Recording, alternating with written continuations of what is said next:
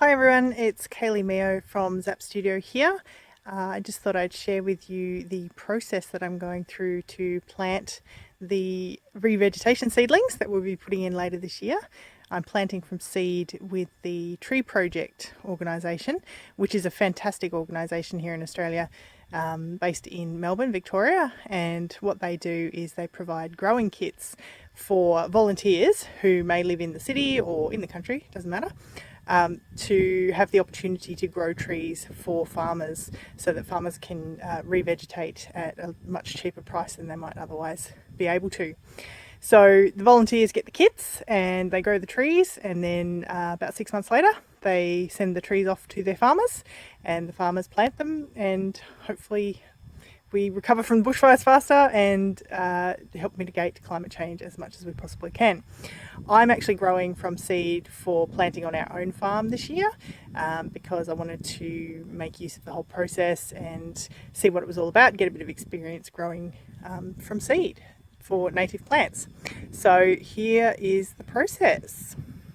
So the growers get a kit, as I said, which is basically 7 polystyrene boxes filled with the growing medium with some native plant fertiliser, which you can see on the top there. You also get a bunch of plastic pots, and about 50 of them fit in the polystyrene box. So the farmers will provide their own seed. So this is the next one that I'm going to be planting, which is I'm doing acacias today, Acacia Victoriae, the elegant wattle. And I've already done some Indigofera australis seeds.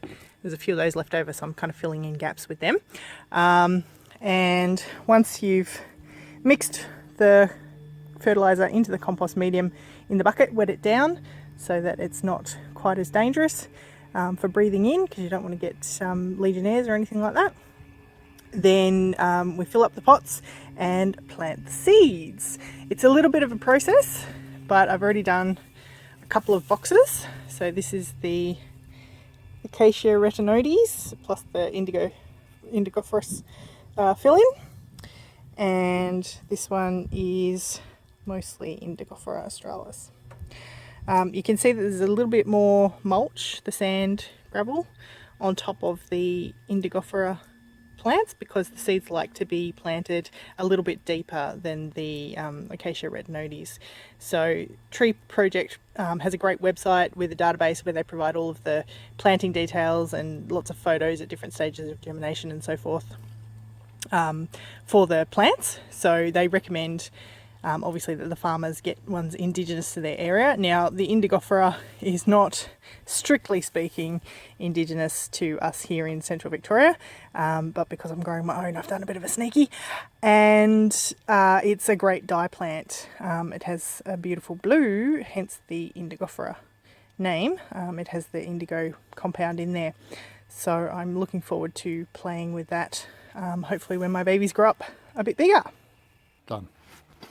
So with the kits, what we do is, as you can see, the fertiliser's all on top. It's just been chucked in at the last minute. So we have to mix that around and wet it down.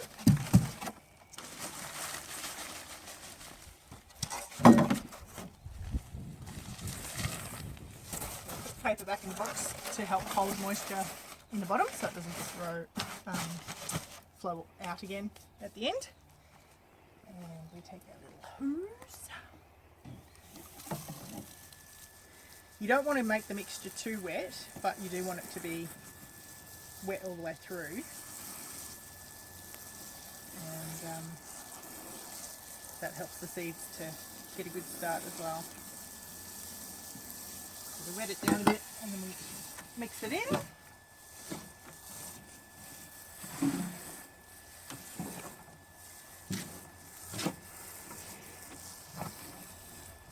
You might want to wear a mask for this bit, but we're in a pretty ventilated area, as you can see, so I'm not too concerned.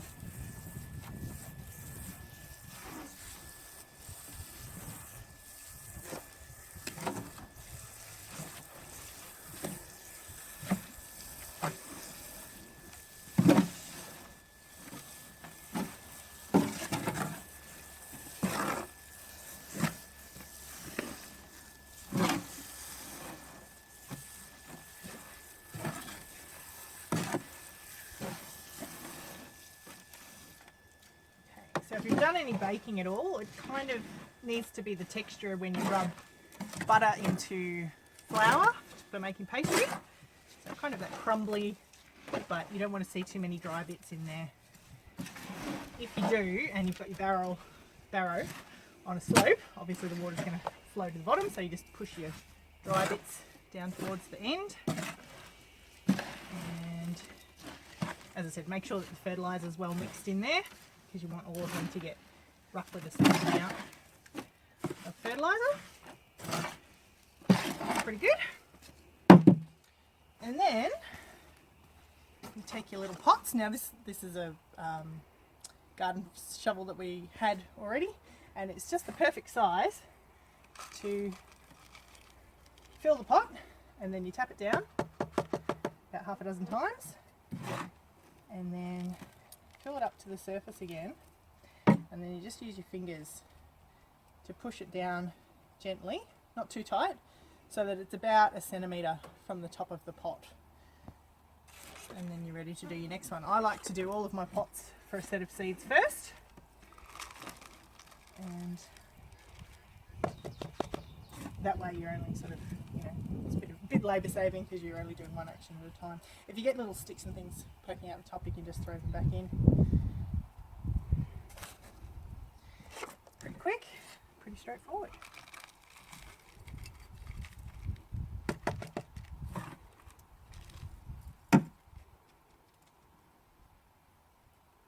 So with the acacia, this is the Acacia Victoriae,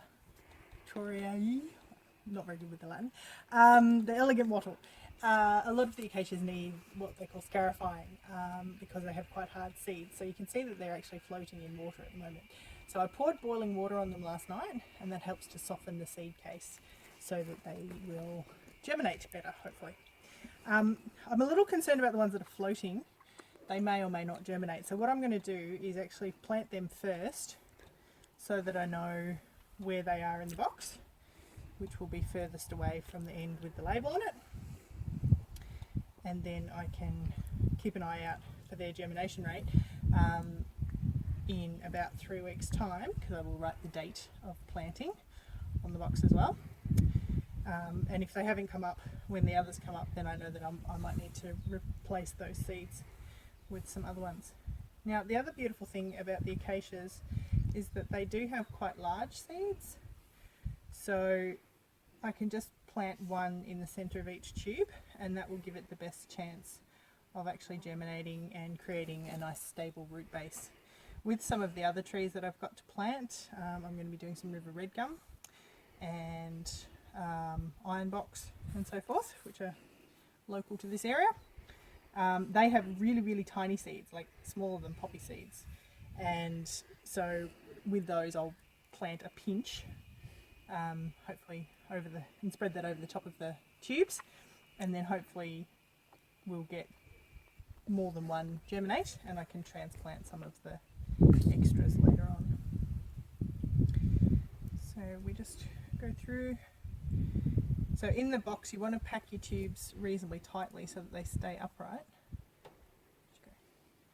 And so you'll get 6 across and 8 down in the box. So you end up with about 48 plants if they all germinate, which is great.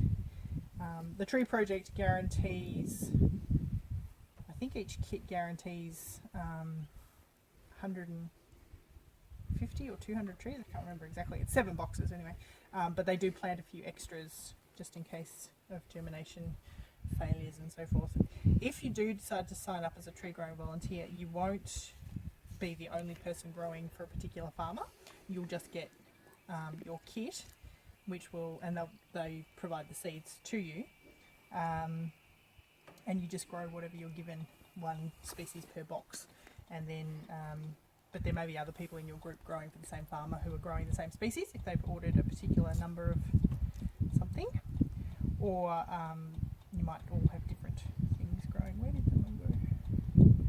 Sometimes you lose the seed, which makes it hard for nature to grow the seed. There it is on the back of my hand. Yep. So sometimes you might need to end up planting 2 in the one tube. If they're still a bit wet, they tend to get sticky.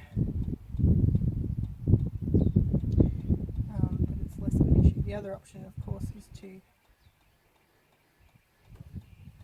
in the centre. Once you've done the floating ones, if you want to, you can just drain off the excess water as well. With a very fine sieve if you've got smaller seeds than these, obviously. And then just keep going.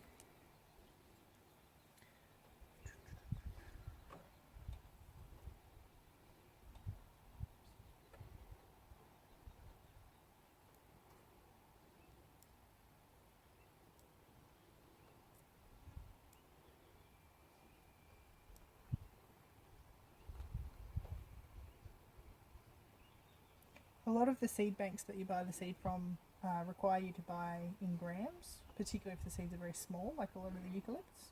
So you may end up with way more than you need, in which case you can save them for next year. Or if you've got leftover pots and things, you can plant extra ones. It's really up to you.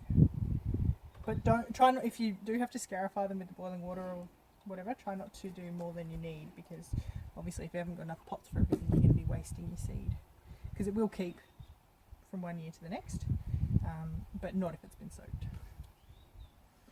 Alrighty, last one. Beautiful. So we have our 48 elegant wattles, and what we do now is double check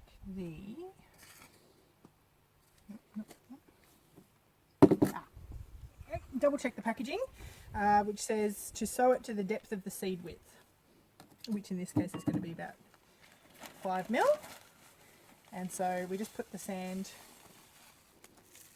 mulch on top to about 5 mil deep, making sure we've covered the seeds as required. So you might end up with a bit of a hill, a little bit more in the centre over the seed than around the edges, but that's alright.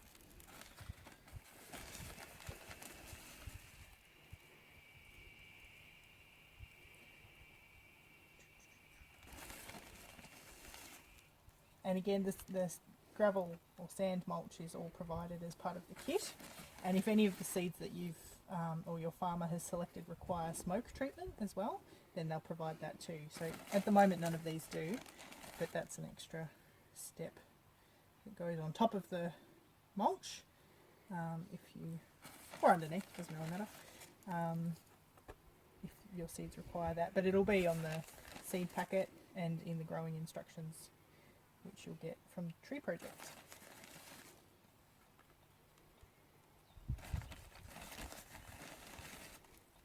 This is not all of the gravel they've given me, by the way. I got 3 bags this size for my 2 kits of trees, so they're pretty generous with the materials.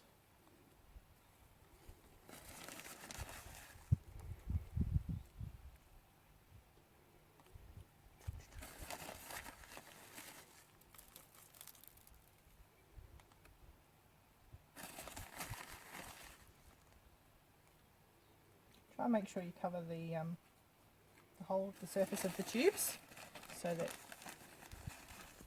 you're making sure that the idea of mulch, of course, is to conserve moisture in the actual growing medium for the trees.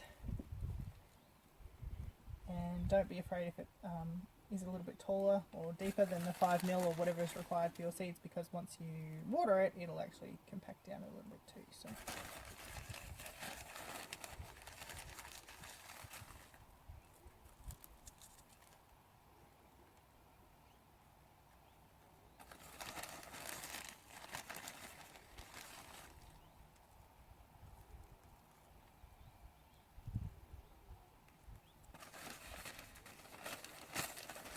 Make it stretch the work.